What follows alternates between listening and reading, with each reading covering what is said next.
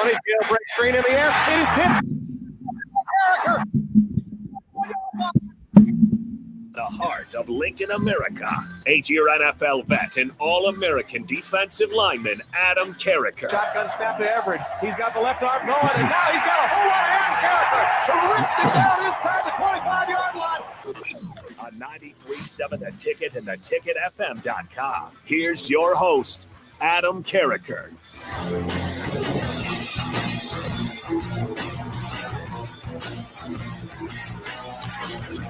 Welcome everybody in to Adam Carriker on The Ticket. I'm joined by a special guest today. You hear him all the time here on The Ticket, but anytime Jake, my man Jake, joins forces with yours truly, it is special indeed. Okay, but before I bring Jake on officially, as always, want to give a shout out to Bonzel Pool and Spa. They will take care of all your pool needs, desires, hopes, and dreams. Check them out at bonzelpool.com. All right, DP, the face that runs the place, couldn't handle the fire, the scrutiny, so he's nowhere to be found today. So Jake is going to take his place, and we're going to chat a little bit of pro wrestling. How you doing, Jake? Oh, not too bad. I have my own pro wrestling show here on 93.7 The Ticket called Nuclear Heat, so I always get excited to talk a little bit of wrestling. Trying to keep up on it is tough because it never ends. That's the thing about wrestling, these feuds. The perfect way to end a feud. It's always tough because there's always a next show. But I know we're talking today about some of the guys that do the best promos and best talkers of all time. They find a way to keep it going. For sure. So, all right. So your show, where can people find it? How can they hear it? How can they gain access to this wonderful wrestling content? Theticketfm.com. We have it listed on there. Again, Nuclear Heat is what it's called. My buddy Augie Pena helps me out, and we talk. It's basically a weekly wrestling show. So if you keep up with Monday Night Raw and SmackDown and the premium live events, we talk about all the goings on, not just the major headlines. We like to get into the nitty gritty of some of the characters, what they're not doing well, do our own fantasy booking, and kind of try to get an idea of where they're going with the next steps in WWE. So yeah, theticketfm.com. We put it out on YouTube, in Facebook and Twitter every week as well. So just 93.7 The Ticket. It's mostly Tuesday nights, sometimes Wednesday nights. We don't have an official spot necessarily because it is wrestling and not everybody necessarily wants to hear all about it. But for those that enjoy our Tuesdays here on Adam Carriker on The Ticket, I thought it'd be a perfect time to plug it. Absolutely. And here's the deal. I love a couple of things. So there aren't too many radio stations that will publicly, unless they're a wrestling radio station, which there aren't a whole lot of those, that will publicly talk about pro wrestling. The only one I've ever personally seen in all the places I've lived, and I've been fortunate enough to live in every time zone for over a decade. East Coast was 6 years, so just over half a decade. The only one I've ever seen was 106.7 The Fan in DC. Chad Dukes, huge, 2 to 6 every day, huge wrestling fan. And I think he just would kind of bring wrestlers. Like, you remember he brought on Sheamus one time, and he just sit there and talk pro wrestling to the DMV, Washington, D.C., Maryland, Virginia audience. And I've never seen that anywhere else until here on The Ticket with DP. Obviously, you're doing it as well. So I love that about The Ticket. Here's the thing. There's a couple things I love about talking about pro wrestling. Number one, you can't be wrong. I mean, it's fantasy booking. I mean, even the real life booking is fantasy booking by the booker who's actually in charge and making money. So you can't be wrong. So we can argue till the cows come home. All right. But nobody's right. Nobody's wrong. Unless it's me, then I'm sometimes right. But the other thing is it's never ending content. There is no off season. There is never ending stuff to talk about with football. And I'll be honest with you, football has become year round, nonstop. So even though there's an off season, there's really not an off season, which I actually love. I can't get me enough football. I can't get me enough sports. I can't get enough wrestling. Okay, those are the things that I'm constantly kind of in tune with, so to speak. And so I love the fact that wrestling content never stops. All right, man. So just to get on the same page real quick, we're going to, because DP, and if you want to, dude, we can do whatever we want. We're in charge of this hour, baby. All right. But I was going to continue down the list of most epic or greatest entrances of all time. But you and I never did chat about the greatest talkers of all time. That was DP and myself. So give me and I don't know if you came prepared with a list, but just give me like 5 or 10 guys off the top of your head when you think of the greatest like talkers, promo cutters in the history of pro wrestling. Who are 5 or 10 guys that just immediately come to the top of your head? Well, as I know some of the lists, I was listening to the show, and so it's kind of interesting. I think The Rock is certainly is got to be number one. He kind of gets away with like being able to say curse word. Like I always kind of wonder, like if some of the other wrestlers were to say as many curse words as The Rock gets away with, how much that would help. So sometimes, your gimmick or whatever it is kind of helps lean you into that. But The Rock obviously never shy in front of the mic. Never shy in front of a camera. And so I think he's got to be the greatest of all time. I know you guys separated wrestlers and managers, but Paul Heyman immediately comes to mind too as just somebody, a big part of wrestling, of course, too, is acting. And he's just phenomenal at doing that. So, he immediately comes to mind as well. And then there's just the traditional, might be over the top in today's game, which I think is interesting. Because I don't, LA Knight's kind of got a gimmick that's kind of like the old school Hulk Hogan, Ric Flair, larger than life personalities. But he's not even close to on the same level of promo as those guys. But yeah, I mean, I think, Ric Flair has got to be near the top.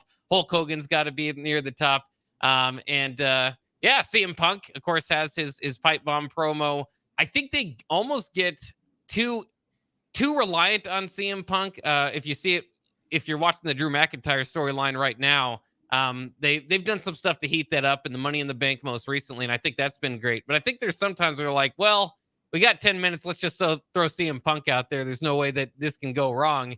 And it doesn't generally. People want to see, the entrance is good and people want to see what he has to say. But I think they become too reliant on that. I agree with you because I remember you talking about it. I think he's more like his singular promo of the pipe bomb elevated him in this talking space, maybe more so than promo after promo.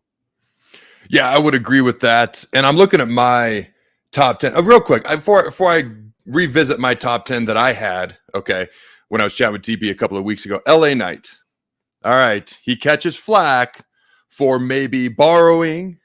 I don't want to say ripping off, but borrowing or being a little Rock-esque, a little Austin-esque, like the hell yeah, he just dropped the hell and went to just, like things like that.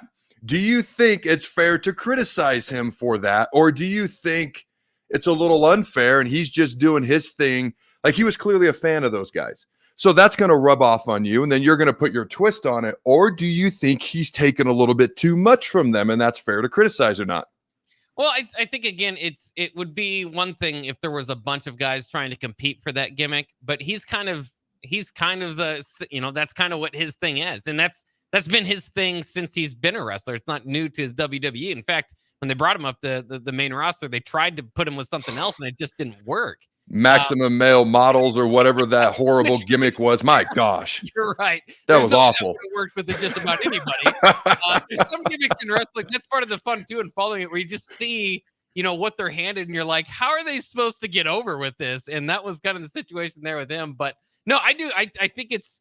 I like what he does. I like the fact that you kind of have that, and I like that it's kind of a throwback to a different era of wrestling. So I like it. The crowd gets behind it. Is it something that he's going to have to change in time? Maybe, but I think he does a good job. But it is kind of a ripoff of past characters. So you go back to his TNA days when he was Eli Drake. He was doing the same stuff. Like this isn't new.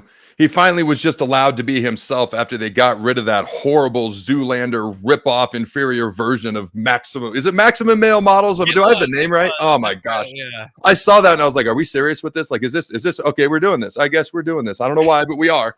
And then they got rid of it and he's allowed to kind of be more or less himself.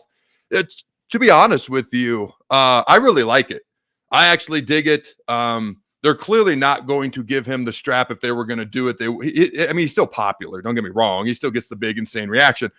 But I don't think, he reached his height. I don't think he's going to go higher. So if they didn't give him the belt at his particular height, they're not going to give it to him now. But it'd be nice to see him get a U.S. title, a tag team title. I'd prefer a singles title. I like him on his own. or an intercontinental title. It's just something like reward the guy somehow, in my opinion. All right, so my top 10, I'll go 10 on down to 1. And I did put CM Punk in here. Okay, at number 10. They had Mick Foley. Then I had Mr. McMahon.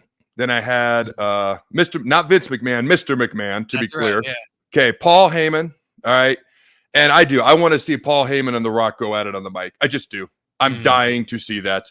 All right, Dusty Rhodes, John Cena. And again, I still think he was a victim of the times. I still think he was being a company man doing what he was supposed to do. This guy annoyed me to no end on TV for over a decade, but I've never seen him lose a battle of words. I think he was doing the job he was supposed to do, and I've seen him literally turn an entire crowd on its head, from booing him out the building to all of a sudden they were cheering him time and time again. Stone Cold, he obviously had probably the other most famous single promo of all time with Austin 316 at 96 King of the Ring. But I always thought it was pretty cool how he was kind of able to hold the audience, the arena, the fans in attendance in the palm of his hand. Like he'd be saying something and they'd be like, what? And then he'd say something and what? And what? And they'd find this rhythm. And he was like, he was cutting the promo with the fans. I always liked that. Then you got Rowdy Piper, who which I misspelled. How do you misspell Rowdy Piper? All right. Then you got Ric Flair and then The Rock. And again, I've talked about it before. He got embarrassed by John Cena. I've kind of given him great. That's the only reason number 1 is debatable to me. Had he not gotten embarrassed by Cena, number 1 is not debatable. But that makes it debatable. But I still have him there because of his versatility. Heel, face, good guy, bad guy. I've literally seen him in the middle of the ring and ask the crowd, do you want to boo The Rock? And in that same promo, turn heel. All right, you want to boo The Rock? And then he starts cutting the promo on them. Turns from good guy to bad guy in the middle of a promo, asking them what they want and then giving it to them. Okay, he can do it in song. He can do it with these long soliloquies. He's got the catchphrase. The thing that put it over the top for me is the final boss. Like his promos as the final boss and all of that. I mean, that's where I was like, man, he's somewhere in the top 3, probably 1 or 2. Final boss puts him back up to number 1 for me. Would you change any of those around? And then we can chat a little bit more about entrances if you're so inclined. Yeah, no, I don't think so. That's a good list, and definitely has some of the names that should be on there that, I know DP would definitely say that are a little bit before my time that, definitely drew people to TV screens. But I mean, that's kind of what I think about with The Rock too, is you're right. It's just the face and the heel. And the Cena thing, what kind of holds him back to a degree too is, and so good as a promo, but the reason why people turn on him is because he had that Super Cena run. And, it kind of happened to Roman Reigns too, where if it's so forced and it's just, the good guy that never loses, as opposed to the bad guy that never loses, like Triple H kind of did that as well. Yeah. But it's, I think that is why I, along with you, kind of got frustrated with Cena's run, but there's no doubt he's so comfortable in the ring.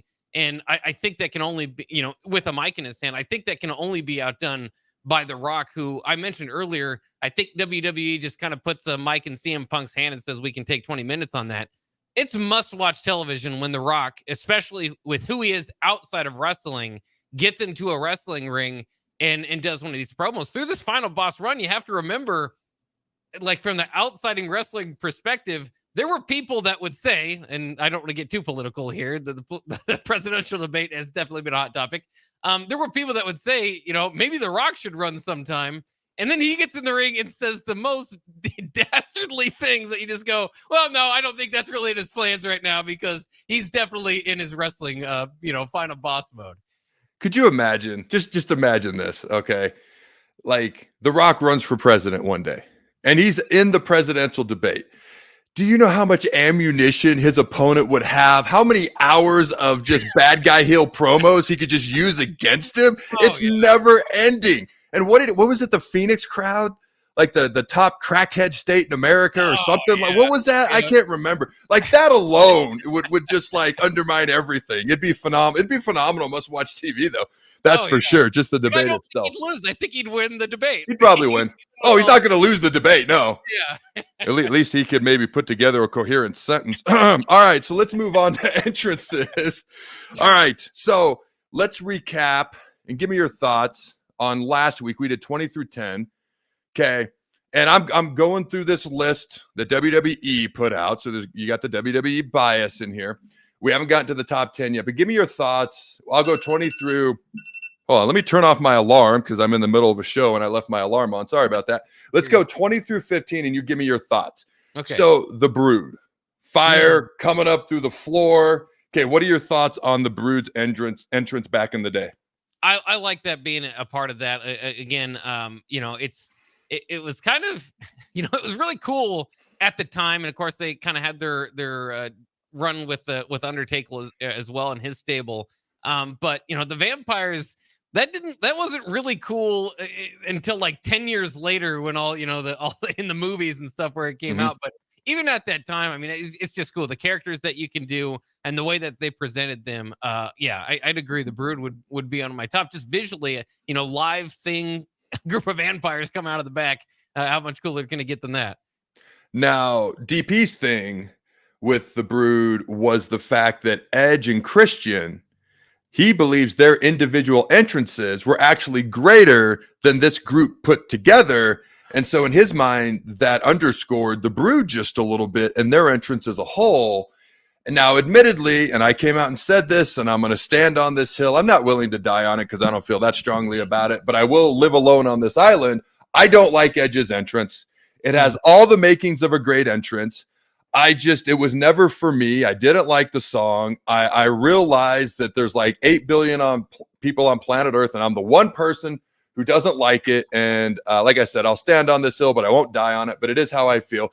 But what are your thoughts on Edge's entrance specifically, and how wrong you probably think I am? And then Edge and Christian individually kind of overshadowing the Brood just a little bit in that entrance. Or do you agree with that thought?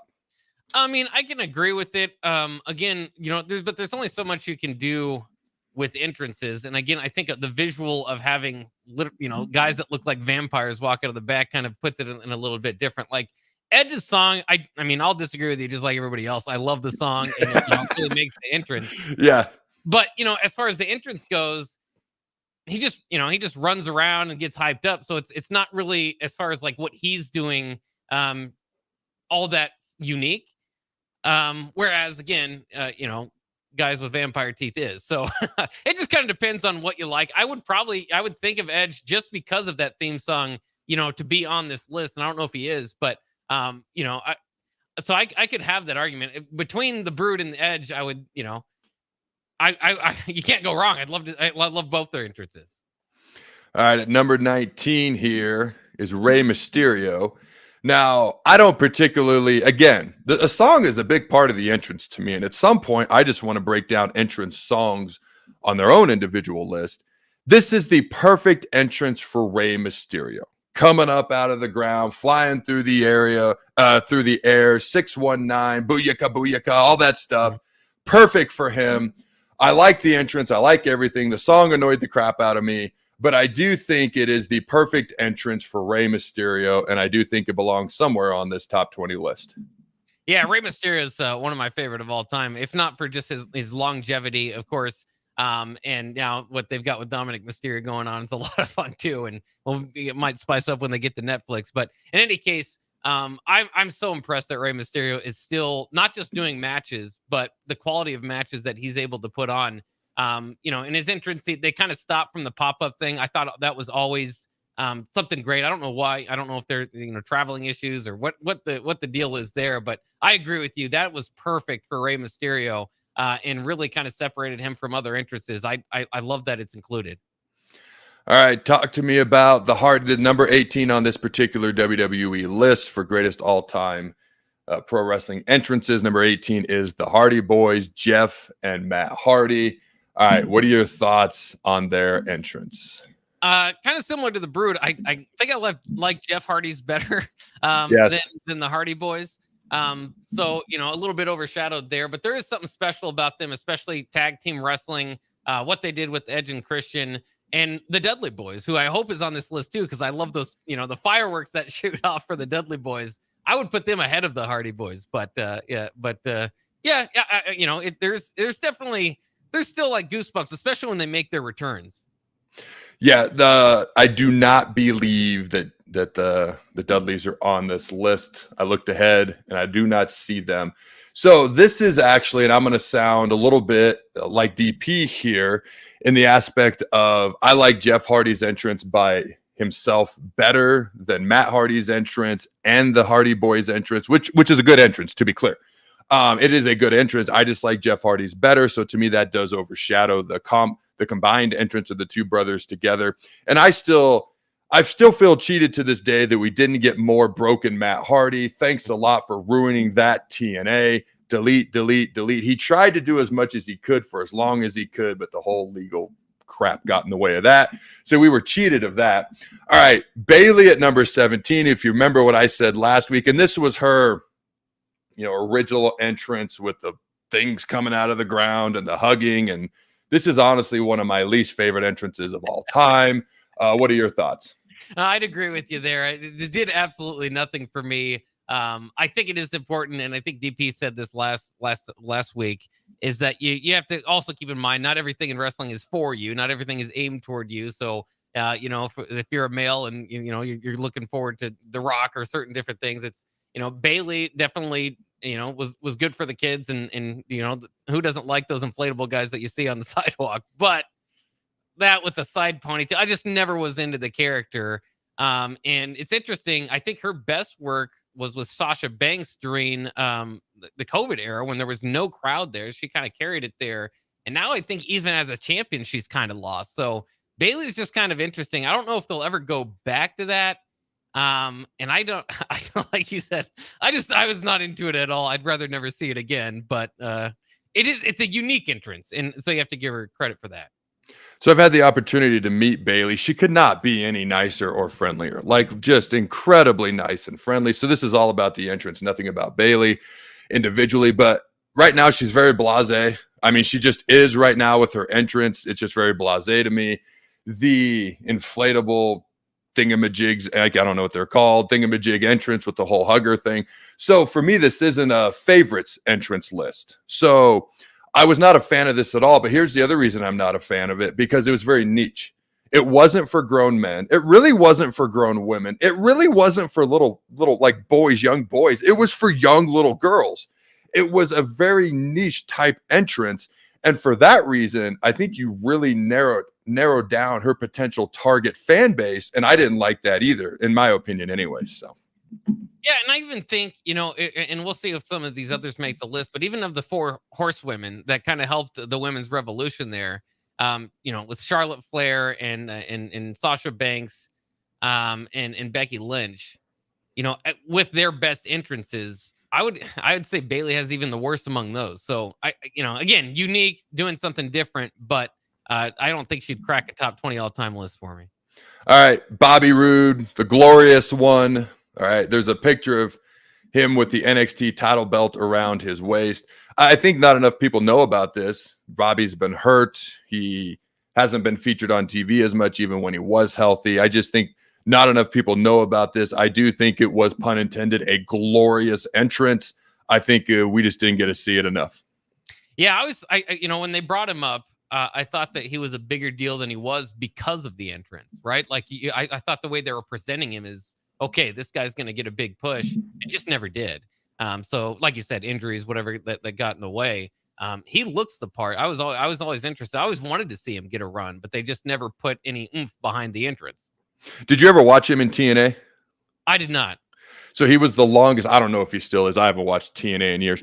But at the time, 2011, 12, 13, whatever it was, he was the longest reigning TNA champion of all time. It was over a year. And I remember it was Austin Aries who finally beat him to end his title run. But he had the long curly hair then he eventually cut it short. He was part of a tag team duo named Beer Money with James Storm, the Cowboy James Storm, if you remember him. So he had a great run as TNA champion. So when he came over and was in WWE, I was excited to see what they were going to do with him. I thought the entrance was great. On a personal level, I did not have a great interaction with him when I met him. It was very brief. He was very cold. He's apparently not a big-time American football fan. And so I think when he found out that that's what I did at the time, he did not like that. So he was cold towards me. And then I saw a tweet that he put out a couple days later that, well, American football is predetermined too. And I was like, all right, this is the dumbest thing I've ever seen. I didn't go through 2 days in hell in the middle of 100-degree heat for you to tell me the outcome's predetermined. Yeah. But as a pro wrestler, I'll tell you what, I did like him, and I wish he would have gotten more of a chance. All right, next up. This is not the final boss because this list was prior to the final boss, but at 15 is The Rock. The Rock's an interesting one. His final boss entrance has a lot more to it. Okay, the slow walk, they changed the song, what they show on the screen, the lightning, everything. To me, it's the most theatrical entrance he's ever had, because up until now, it's always been about if you can smell what The Rock is cooking, and then he comes out, and it's about his charisma and his aura and the way he carries himself. Now it's with the final boss, it's about all that plus all the theatrics and the great music that they've given him. I'll be honest with you, I got my top 15. I couldn't narrow it down to 10. I got my top 15 plus 3 honorable mentions list of greatest entrances of all time. And The Rock's original entrance, which is this one we're going to talk about here, is on there. But if we were to specifically do the final boss, it would probably be 1 or 2 for me. I know who my 1 is. I'd have to go back and forth between my 1 and the final boss entrance. But this was The Rock's normal, typical entrance prior to final boss, which he had several inundations of, but they have it at 15. What are your thoughts on it at 15? Yeah, I think it's fair. I think the drop of "Can you smell what The Rock is cooking" is basically, I mean, that's the high point. Is just the everybody's like, oh my gosh, The Rock is here, and so nothing necessarily spectacular about the entrance or unique about it. Again, he's got charisma. But it's just kind of his larger than life "The Rock is here" type of idea. So yeah, I don't necessarily, when I think of The Rock in I think theme music, and I think, can you smell what The Rock is cooking? But I don't think of it as necessarily like a great entrance necessarily. I do like the final boss one too. They presented him very well in that, and to just to have that nickname attached to you, and made a lot of sense. So yeah, I mean, I think it belongs in the conversation. Certainly above some of the ones that we've talked about so far. But again, nothing too unique about it. So I'll just give a little bit away. I do have The Rock's original entrance at 13 in my top 15. And Stone Cold, I'll tell you right now, he's in my top 5. And a lot of it is about the crowd reaction. It's about the instantaneous pop. It's about the performer himself as much as it is the entrance. You look at The Undertaker's entrance, it's about The Undertaker, but it's about the aura and everything else around it too. You look at Sting, and for me, Sting coming out of the rafters and the helicopter that one time down in Florida is what put it over the freaking top for me. I was like, oh my God, this is awesome.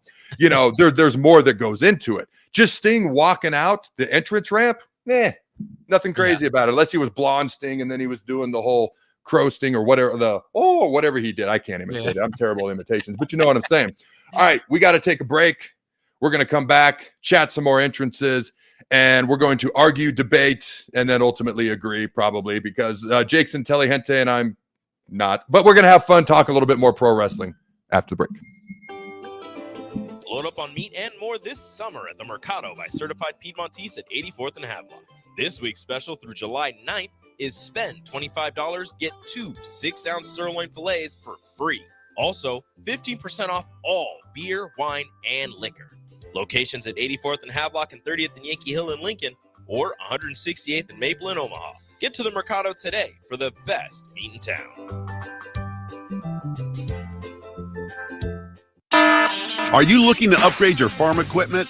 You're in luck. Acres, your premier John Deere dealer, recently dropped its prices on select late model tractors, combines, planters, and sprayers. Trade in your old equipment today and get never-before-seen discounts that can save you over $100,000. With great financing options and our A-plus support, there's no better time to upgrade. Visit your local Acres store or see the huge savings at acres.com. That's AKRS.com to see the best prices in the nation. Round 2 of boxing at the Complex is this weekend. Come enjoy a show of the Midwest's best amateur boxers on Saturday, July 13th at the Complex, the former location of Champions Fun Center. A grudge rematch between Lincoln's Carter Mickelhouse and Kearney's Jack Mundolf, plus another Capital City Showdown to follow. Doors open at 6 p.m. with the first bout at 7 p.m. Learn more about the boxers and buy tickets at thecomplexlincoln.com. 93.7 The Ticket, Fox, KFXL weather. Brought to you by Bryant Air Conditioning, Heating, Electrical, and Plumbing. Your Lincoln forecast for today, we'll see mainly sunny skies to go along with light winds. See an afternoon high around 88. Tonight, clear skies and calm winds with a low around 64. And tomorrow, mainly sunny, but stray showers are possible in the afternoon. We'll see a high around 90. And meteorologist Kyle Cutter from 93.7 The Ticket and theticketfm.com. Are you looking to get into the electrical construction industry or wanting a new scene? The electrical workers of local union 265 are now hiring licensed journeymen and apprentices and are offering great pay and benefits. Call Mike at 402-875-1034 to apply. Start your electrical career today. For over 15 years, Integrated Life Choices has empowered individuals with disabilities in Lincoln and throughout Nebraska. They provide comprehensive services from group homes and independent living services to job training, ensuring fulfilling lives for those that they serve. Now, they're inviting you to join their mission. If you are passionate about making a difference in the lives of people with developmental disabilities, explore rewarding career opportunities with them. Learn more about their services and apply today at www.ilc.net. Be a part of Integrated Life Choices, where your work truly changes lives. Get rid of pesky critters once and for all with Bats to Rats. Their expert team is here to help you reclaim your home. No more sleepless nights caused by crawling critters or flapping wings. Bats to Rats ensures a safe environment for every family member. Check the website at batstoRats.com for amazing offers. And if you mention this ad, you'll receive $10 off your initial inspection cost. Call Bats to Rats today at 402-781-8691. That's 402-781-8691. Bats to Rats. Still using that old, outdated office phone system? You need better. At Hamilton, we offer solutions for the modern office. Whether you have an office full of staff or your employees work remotely and are on the go, seamless call handling is important. Elevate your communication and connect seamlessly with clients and staff with Hamilton Business Phone Systems. Choose better and hire Hamilton at hamiltonisbusiness.com. Health LNK is Lincoln's newest weight loss center, located at 7121 Pioneers Boulevard. At Health LNK, they've got all the goodies. From magic beans, okay, they're vitamins and supplements, to health gurus, they call them coaches, who know all the tips and tricks to make you feel your best. Let's face it, we all want to feel better, so why not get help from the professionals? Health LNK is open Monday through Thursday from 9 a.m. to 6 p.m. and 9 a.m. to 5 p.m. on Fridays. Visit Health LNK today at 71st and Pioneers. You're listening to Adam Carriker on The Ticket on 93.7 The Ticket and theticketfm.com.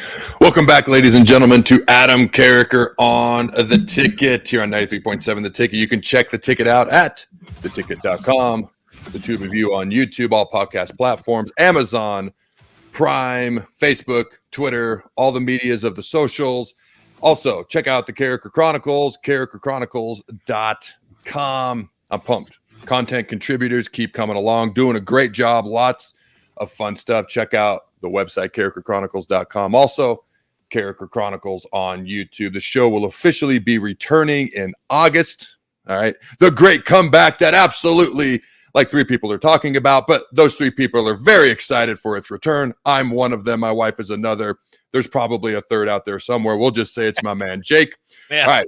So Carriker Chronicles on YouTube. Right now, we are putting out once a week highlight videos throughout the summer as well. All right. The more I look at this list, Jake, I truly think it's an awful list. And I don't mean to be disrespectful. I could be wrong.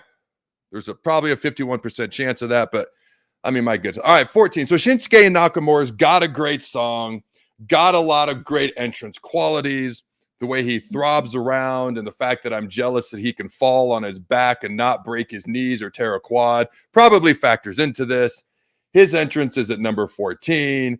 I think it's a good entrance. I don't know how in the world it's on a top 20 greatest of all time entrances list, but what are your thoughts? Well, I mean, I think if you include Pat McAfee to it, getting up on the table and into it, I think that. Okay, top 5 now. Top 5 now.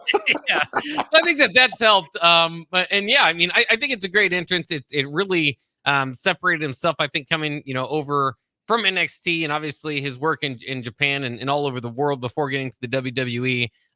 He's totally lost as a character right now, so it's kind of hard to feel for him there. But in any case, yeah, I mean, I think it's good. And I always like to, again, kind of separate myself from the wrestling fan and try to see, does it go beyond wrestling? And I hear that song at football games and sporting events. So I think the song alone really helps quite a bit. And then the presentation of just being wild. I always wonder what the heck he's doing, but he's got something going on in his mind.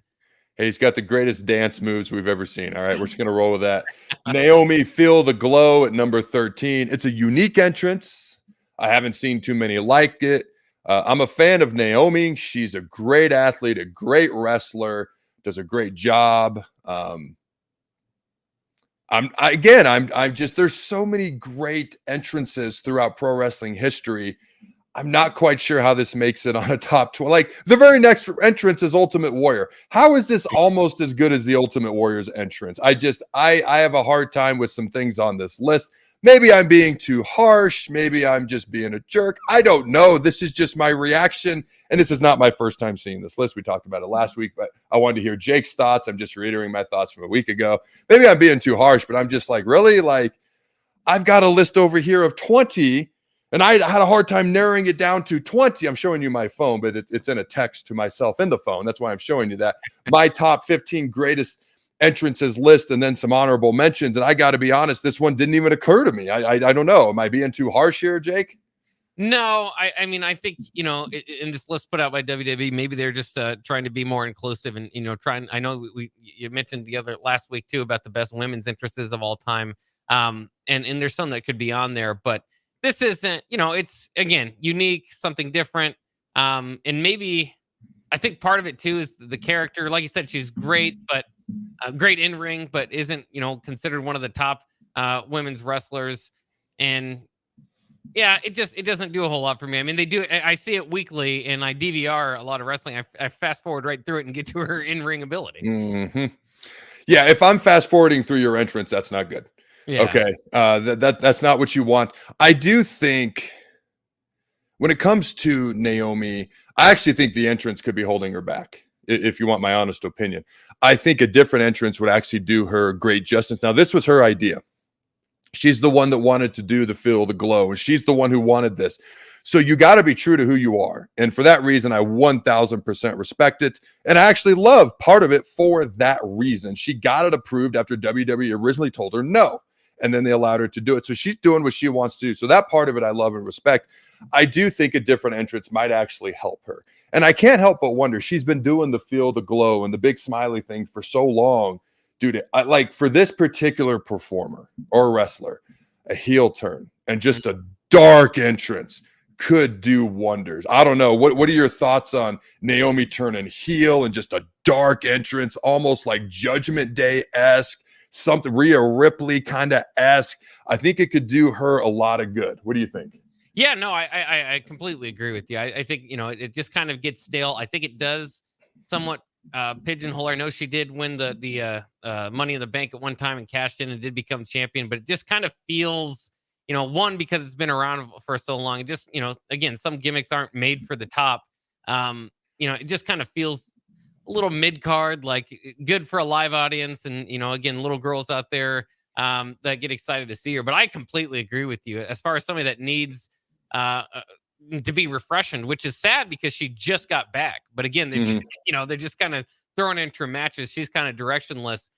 So yeah, something like that I think could completely revive her character. I'd be really interested in that. And then again, like we said, it's nothing to do with her in-ring ability. So you kind of put a new character to her. We already know she can go in the ring.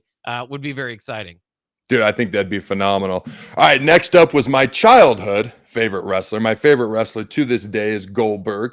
Okay, but as a child, it was Ultimate Warrior. I know, very, very similar type guys, just insanely strong guys with a ton of intensity and charisma. Those are apparently the types of wrestlers that I like to be a fan of. But the Ultimate Warrior, all right, his music hits. He's running down to the ring. He's got all this energy, all this charisma. You hear all these things. They put out the DVD, The Destruction of the Ultimate Warrior, and then they all made up. He goes into the Hall of Fame. Lots of backstage drama over the years, holding up Vince at, what was it, 94 SummerSlam or something like that for more money. And then he gets fired, a whole bunch of backstage drama. But I loved, these are the types of people that I'm drawn to as far as being a fan. Okay. And then the entrance, let me look at my list here, because I'm pretty sure I've got it top 10. Where did I exactly rank it? Ooh, 6. That's higher than I remember putting it. They have it 12 on this list. I obviously had it 6. Maybe there's a little bit of personal fan bias in this. What are your thoughts on Warriors' entrance at 12? Yeah, I like it there. Again, I think it could be a little bit higher, as you're saying. And it's so hard. You're so limited in wrestling to what you can do to find something to really find something within the ring that can make anybody immediately think of you. And him grabbing the ropes and shaking, that's Ultimate Warrior, And so you see guys even do it or replicate it, and you immediately think of Ultimate Warrior. So I think that really helps him in an argument like this. And I agree with you, Bill. I'm glad that they did come to, before he passed away, sadly, that they were able to bring him back and celebrate him before he did pass away. And it happened rather quickly after they did.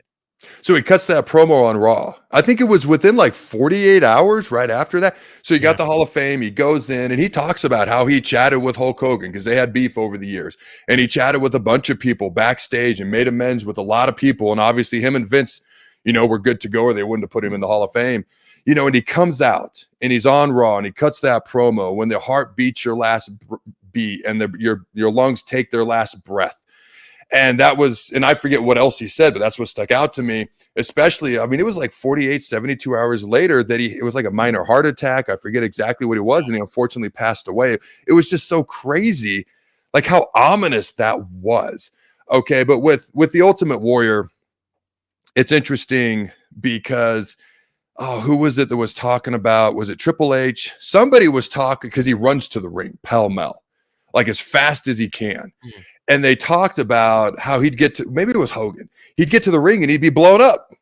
He's out of breath, and he didn't have to do long matches very often. WrestleMania, what was that? 6? Was that 6 against Hogan in the Sky Dome? I think it was WrestleMania 6, Hogan Sky Dome. That was probably the longest match he ever did. And it was a great match. Okay. But it was funny. I instantly went and Googled, Ultimate Warrior's entrance. And I Googled some videos of him talking about it. Just curious, what were his thoughts on his entrance and running to the ring? And did he feel he was out of breath? And he talks about WrestleMania 8. He comes out, he makes the save to help Hulk Hogan at the very end of the show. And he talks about halfway down, he's gassed. He's like, I felt like I was running on air after that. I don't remember much. I had to watch the video because how do you get that tired that quick? But it was just kind of funny. He's going so fast, and much love to the Warrior, but maybe do a little bit more cardio so you don't get there and you're blown up. But he's like, he doesn't hardly remember the entrance because it's like he was running on air and he had to watch it back on film later on. So I just thought that was kind of an interesting little side note about his entrance, but how intense he was and getting to, like you said, getting to the ring and shaking the ropes. With Goldberg's entrance, I'm going to shock you with this, very high on my list of entrances, but one of my favorite moves he'd ever do, talking about unique things that make you think of the Warrior. This always made me think of Goldberg when he'd speared somebody. And if you're only going to be able to understand this, if you can see me on YouTube, and he'd go, that whole thing. And I can't even imitate it right. Cause I can't make the face that he made. It was like, yeah, that's Bill Goldberg right there. That was Bill Goldberg at his finest after the spear. All right. You got any final thoughts on the Warrior? Not necessarily, but Goldberg definitely does belong. I mean, the knock on the door gets you excited. The music, yes. So I know definitely Goldberg should be on this list. Is on this list, and you're right. He just has. There's certain. I just love to see him coming back to wrestling. I know some people don't because he has short matches and they just kind of feed people to him. But regardless, his mannerisms are. It's hard to explain like you're just doing. He's just got certain mannerisms like that's Goldberg. So I will share this story. I think you'd be okay with it. So, oh man, it was the year that I was on IR, tore my quad tendon, then a month later into rehab, tore it again doing the PT's CPM machine, but that's a story for another day. So I tore it again in the middle of rehab, so that was great, but that's a story for another day. So that next year I was out the entire year, and Chuck Carroll and I are doing the show Fourth and Pain, which is half pro wrestling. It was originally all pro wrestling, but it was half pro wrestling, half football, because people actually started listening. I was shocked. And then it actually got on 106.7 The Fan out in DC, and then they wanted half football. So Fourth and Pain became half pro wrestling, half football. But Goldberg came on one day during camp because I think Robert RG3 had tweeted out his like 5 favorite wrestlers of all time, and Goldberg was on there. And then I mentioned something, and somehow, some way through the Twitter sphere at the time, we got connected, and he agreed to come on the show. And so, anyways, it became perfectly clear to me real quick. He was more of a football guy than a wrestling guy. If anybody knows that, that's his true love. But he came on every week throughout the year. Okay, the 17 he missed 1 week. It was the week my daughter Trinity was born. He came on the other 16 weeks and talked football and did NFL picks with us for 16 of the 17 weeks.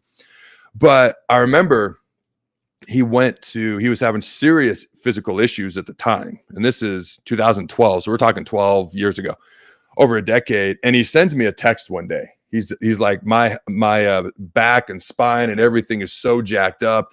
And just basically he could barely walk. And he had not made his comeback yet. I think that was a few years down the road. And I remember thinking to myself, man, this guy's never going to come back to wrestling. I just hope he can walk at some point. And then I was like 4 or 5 years later, he makes his return at the Pepsi Center down in Denver. And we were lucky enough to be there. Mm-hmm. And dude, people, and here's this whole soliloquy is getting to this point. People want to complain about short matches. The fact that the guy could come back and do it at all is amazing to me, and have the run that he had. And it truly was for his son Gage. Like, it really was. And he had a new wife at the time. Like, they had never seen him wrestle. And it's great that your kids hear about what you did, and your wife can look it up online if she wants, but to see it in person and live, that meant something to him. And I'll never forget that night after he made his big return at the Pepsi Center, okay, in Denver. We were fortunate enough, his brother, and I think he's cool with me saying this too, he may be the least successful person in his family. So think about that, by the way. Wow. Like, he's got doctors for brothers. He's got another brother that owns like all these sushi restaurants. You know, some up like in the mountains and whatnot, but he had a sushi restaurant in Denver, and Jacob was in kindergarten at the time. And so Goldberg invited us to go back to his brother's sushi restaurant. I remember texting my wife, because it's like midnight, 11. Jacob's in kindergarten, got school the next day.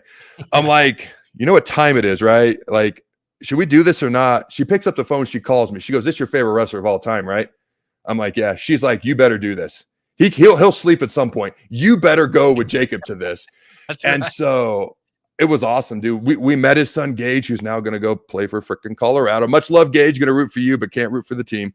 And met his Goldberg's entire family. They looked at us like, who the heck are these guys? But they were great. They were friendly. And I remember him just sitting at the table. And by the way, the best sushi I've ever had in my life. I wish I could remember the name of the restaurant. I'd give it a free plug, but I can't remember. It's been so long ago. And all I did was cut a promo that night. All Goldberg did was go to the ring, cut a promo. Okay. I remember him sitting there and just being exhausted. Just like he just wrestled a 2-hour match, let alone an hour match. And I just remember thinking to myself, how in the world is he ever going to wrestle at all? And so when people want to complain or whatever, and I think most people get it, his age and everything else given in. But if anybody ever wants to complain about short matches with Goldberg, you need to educate yourself first and then form an opinion second, especially when it comes to that situation. And those are just my humble thoughts defending my friend, but that's because I know some of the behind the scenes stuff, and I saw how exhausted he was just after talking on the mic. I had the text where he frankly didn't know if he'd ever be able to jog or run or maybe even walk normally again. And again, that was 2012, and here we are 12 years later, and he's talking about maybe doing a final match at some point somewhere, even on his own if he has to promote it. So those are quite a lot of thoughts on Goldberg, even though we're supposed to be talking about the Warrior. You got anything to put a button on that topic there, Jake? No, I just like that context there, because you do hear that often, and it's fun too, because you have to think when you follow wrestling that one, not everything is for you or your demographic, but the other thing is not every wrestler is the same. I know I'm trying to think of who it was that it was Hulk Hogan that basically said that he would be embarrassed to do Mick Foley's type of wrestling. It was Hogan. Hogan. But and so because Mick Foley and Hulk Hogan obviously got over in completely different ways. Mick Foley was, just the amount of pain that he could take. That's what he kind of became famous for. And so it's just interesting that some people kind of get a bad tag from certain portions of wrestlers. And that's the same thing kind of with Goldberg, is he's always kind of put on these short matches, but they were so explosive. And there's certain guys, well, he's only got 5 moves, but if those 5 moves can put you over, and that could be part of your character, is not just, I'm going to go win a match, but I'm going to beat you in 60 seconds. You can't stay in the ring with me. So there's different wrestling for everybody. If you're expecting somebody to go out there and put on a 60-minute match, not every wrestler is going to be the same. So there's just different styles and approaches that go in there. And, regardless of what people think about different gimmicks, whether it's Hulk Hogan or Mick Foley or Goldberg, is, they're all different, but they're all incredible and so much fun, and some of the top wrestlers of all time. So Mick Foley, as everyone knows, is one of the nicest guys you'll ever meet. Okay, almost to the point where he'll actually sometimes let people be a little disrespectful to him, and he won't quite stand up for himself just because he's such a nice guy. I saw those Hogan comments, and then I saw Foley's response. And I tell you what, that's the only time I've ever seen Mick Foley, like in a non-wrestling, like typical interview type format, like kind of lay it into somebody. And I thought it was freaking great. All right, we better take another break. Don't go anywhere. We're going to talk a little bit more wrestling right after these commercials. Problem gambling affects millions of Americans daily, of all ages and walks of life. If your loved one is struggling with addiction, contact Choices Treatment Center's 24-hour helpline at 402-476-2300. That's 402-476-2300. Are you looking to get into the electrical construction industry or wanting a new scene? The electrical workers of local union 265 are now hiring licensed journeymen and apprentices and are offering great pay and benefits. Call Mike at 402-875-1034 to apply. Start your electrical career today. This is Lincoln's home for sports talk on the FM dial. Also online at theticketfm.com. On the internet. KNTK FM Firth, 93.7 The Ticket. Rosie Sports Bar and Grill, open for lunch and dinner at 1501 Center Park Road. For over 15 years, Integrated Life Choices has empowered individuals with disabilities in Lincoln and throughout Nebraska. They provide comprehensive services from group homes and independent living services to job training, ensuring fulfilling lives for those that they serve. Now, they're inviting you to join their mission. If you're passionate about making a difference in the lives of people with developmental disabilities, explore rewarding career opportunities with them. Learn more about their services and apply today at www.ilc.net. Be a part of Integrated Life Choices, where your work truly changes lives. Are you looking to upgrade your farm equipment? You're in luck. Acres, your premier John Deere dealer, recently dropped its prices on select late model tractors, combines, planters, and sprayers. Trade in your old equipment today and get never-before-seen discounts that can save you over $100,000. With great financing options and our A-plus support, there's no better time to upgrade. Visit your local Acres store or see the huge savings at acres.com. That's AKRS.com to see the best prices in the nation. At Doane University, we build leaders, and that means your success and achievements come first. At Doane University, your future is uniquely yours, and our world-class liberal arts education is just the beginning. We invite you to schedule your campus visit and experience why Doane University will start you on your journey to your future career. Learn more by scheduling your personal campus visit today at doane.edu/visit. See you soon. Hi, it's Sean Callahan here for Koppel Chevrolet GMC, and maybe the biggest savings in the Midwest are happening right now at Koppel. When you buy a new GMC or Chevrolet anywhere else, you might be paying too much. But right now, we're going to give you over $10,000 off list or 1.9% APR on select new Chevrolets or GMCs. So please give us a shot before you buy anywhere else. Please stop in the dealership or check us out online at koppelcars.com. You'll be glad you did. Must trade and finance with approved credit. Round 2 of boxing at the Complex is this weekend. Come enjoy a show of the Midwest's best amateur boxers on Saturday, July 13th at the Complex, the former location of Champions Fun Center. A grudge rematch between Lincoln's Carter Mickelhouse and Kearney's Jack Mundolf, plus another Capital City showdown to follow. Doors open at 6 p.m. with the first bout at 7 p.m. Learn more about the boxers and buy tickets at thecomplexlincoln.com.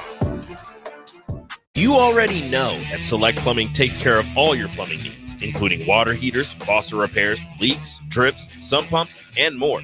Now, they're able to help you with your heating and air conditioning as well. Select Plumbing has recently expanded into residential heating and air, and they're excited to bring this new service to their complete list of plumbing services. Call to book an appointment today at 402-560-6197 or go to selectplumbinginc.com. Serving Lincoln, Seward, Milford, and the surrounding areas. Play ball! Tired of the same old routine? Then bring your crew out to Haymarket Park for a thrilling season of Lincoln Salt Dogs baseball and unleash the fun. Enjoy action-packed home games all week long from May through August. It's the perfect change-up to the typical family night or makes for a home run outing with friends and coworkers. Experience the magic and get in on the excitement. Visit saltdogs.com to secure your tickets now. Unleash the fun. You're listening to Adam Carriker on The Ticket on 93.7 The Ticket and theticketfm.com.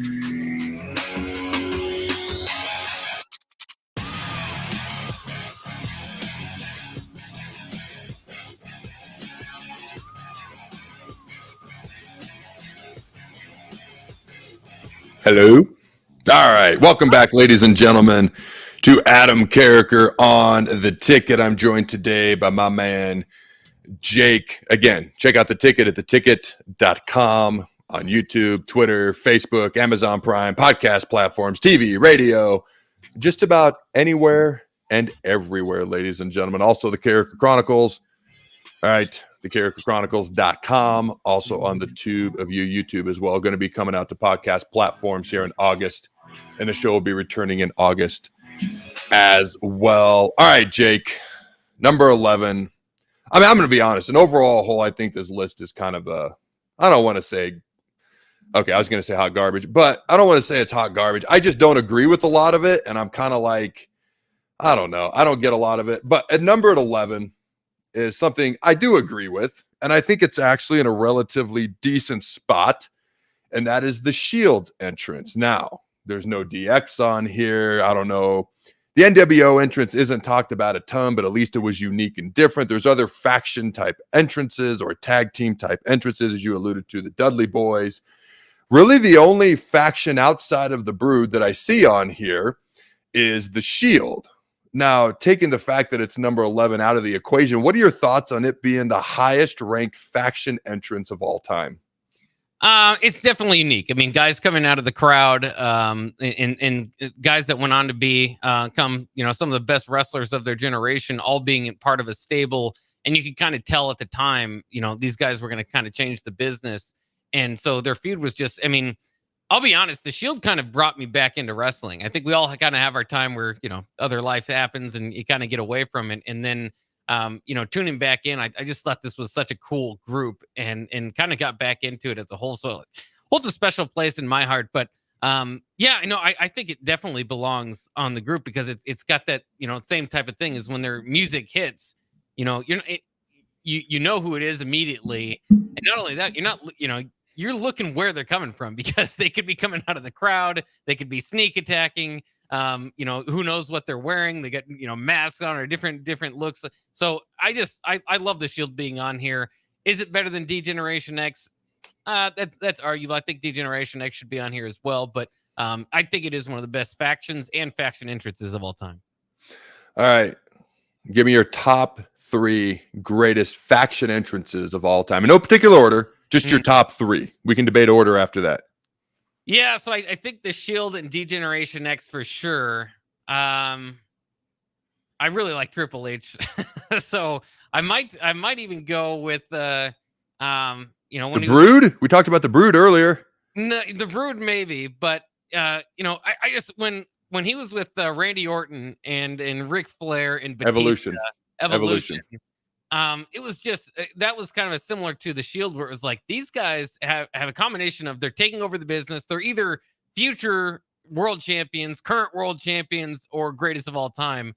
So I'd put them in there. I'd have to think if I could think of another faction. I personally like the Filthy Animals back in the WCW days, but so there's so many. That is quite the pull right there. That is quite the pull. There's a lot of different factions you can go through, but those are the ones that come off the top of my head. Insane Clown Posse, where they at? There you go. Yeah, they've gotten their spot in wrestling as well. They've got their what a way to duck it. All right, they've got their spot too. That's right. They're somewhere out there. Oh man, the Four Horsemen. I thought DP had a great poll with the Four Horsemen last week. So my 3 greatest, and we're not going to get into the top 10 yet this week. We'll save that for next week. If DP's here, I'll do it with DP. If you want to do it, if all 3 of us want to do it, I'm good with whatever. Okay, I do have my top 15 and like 89 honorable mention list ready to go as well. Probably reveal some of that next week. All right, my top 3 greatest faction entrances of all time, no particular order. I do have the Shield up there. Okay, I love that they came basically out of the crowd. Where they coming from? It was unique. I like Seth Rollins' little tumble over the barricade there, all that stuff. Dean Ambrose looking crazy. Roman Reigns wasn't quite Roman Reigns yet. He was trying to look stoic, but he wasn't quite there yet. He was probably number 3 at that time out of the group, at least in my opinion. But obviously he's evolved and done quite well. I think DX has got to be up there. To me, it's more about the song and honestly the video than the actual entrance itself. Now, when you get into the Road Dogg doing his whole thing as well, but that doesn't happen every time. Right. So that there's some variance there. Triple H had his thing that he did as well. So I think DX has got to be in there. For me, it's the 4 Horsemen at number 3. That's the one I liked as the third, one of the top 3 greatest faction entrances of all time. If I was to rank them, I would put probably the 4 Horsemen third. Oh, choosing between those 2 is tough, man. If we're including Road Dogg, you didn't know, etc. Number 1. If we're not, I probably would go Shield. But I'm going to say we're going to include Road Dogg, and I'm going to say DX 1, Shield 2 when it comes to greatest faction entrances of all time. All right. Now, you can't say, hey, they're out there. You got to put them in an actual order now, Jake. Yeah. I mean, I love what you say about Road Dogg, too, because it makes such a difference. But, yeah, I would put Shield number 1. I think that's fair without Road Dogg. And I just, I know radio's not great when you just agree with each other, but I just kind of agree with the exact thing. I think you put it really well. I think you're wrong. You're completely wrong. Right. No way you can be right. All right, there we disagreed. We did our job. All right. NWO, last thing, and then we'll go for today. They're never talked about. Their entrance is never talked about like in that same realm.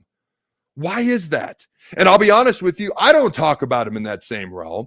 But why do you think most people don't? I think for me, it was unique. It was different. It just sometimes it's almost like this. When you meet somebody and you get to know them and they just have it, you don't really know what it is, but they just kind of have it. The NWO entrance was great, but it just didn't have it. And I don't know how else to describe it. What are your thoughts on that? Well, they had such arrogance, and they were kind of the immediate bad guys that you kind of eventually get over and cheer for. Scott Hall is so freaking cool and so comfortable being so freaking cool. And the music when it hits, it's again immediately recognizable. So I think that would I think that should I think you're right. I think that probably should be in the conversation. I really don't have a problem with it. I think that's probably a stable that you should probably put up there. And again, a lot of it for me, it's obviously the Hulk Hogan heel turn was huge at the time. But to me, a lot of it's just Scott Hall and how cool he is. I think that was the best part of Scott Hall's wrestling career, Razor Ramon being up there. But again, a guy that never won the Ultimate Belt, which would surprise a lot of people. But just the toothpick. I mean, he was so cool that him alone, I think, got to put that stable back into it for me. Dude, one of the great sell jobs of all time. And if you can go to YouTube, look up this clip. I'm sure Jake's seen it. He's in the middle of the ring. Like there's a crowd of people. He's in the middle of the ring. He gets hit out of nowhere with a beer. Just no sells it. Like you would have no idea. He just got hit with a beer that just got launched 30, 40, God knows how many feet. No flinch, no nothing. Like he didn't know it was coming. Like, how do you not just instantly react just a smidge?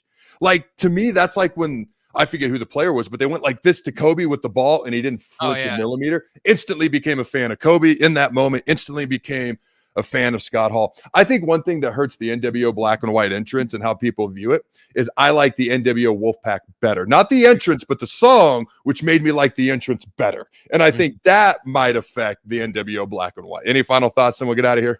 Yeah, the Wolfpack was definitely a cool part of it. As that evolved, I think there eventually became like 8 different groups from the NWO. Which, again, wrestling goes on and on, so you have to tell the story. But I just, as you were saying that, I was just thinking, comparing that Scott Hall no-selling the beer being thrown to how about Ron Artest being hit with a beer out of the stands? Oh, and what man. happened there? Complete opposite end. He didn't quite no-sell that at all. No-sell that too much. Oh, man, the NWO Wolfpack. I love that. They never did have the blow-off, et cetera, et cetera. We can dive into why that happened one day. But I just love the entrance song. NW, you best not turn your back on the Wolfpack. Or I don't know if I can say this, but you might find yourself in a body bag. You know, all that good stuff. And now you know why I don't sing for a living. If it wasn't obvious before. I do remember they would go around just doing the just too sweet and all that. And I was going into my freshman year, and we were doing like 2-a-days at the high school football practice. And I did this to one of my freshman teammates, and he kind of looked around like really, he knew what I was doing. He was just being a scaredy cat, and he kind of went like this real quick so none of the seniors could see us, and he was so embarrassed by it. All right, we better get out of here. The happy hour is going to follow us. I want to thank you for joining me, Jake. All right, ladies and gentlemen, have a phenomenal, just too sweet day. Go Big Red, and always remember to throw the bones. Husker fan, the 2024 Nebraska football season is right around the corner.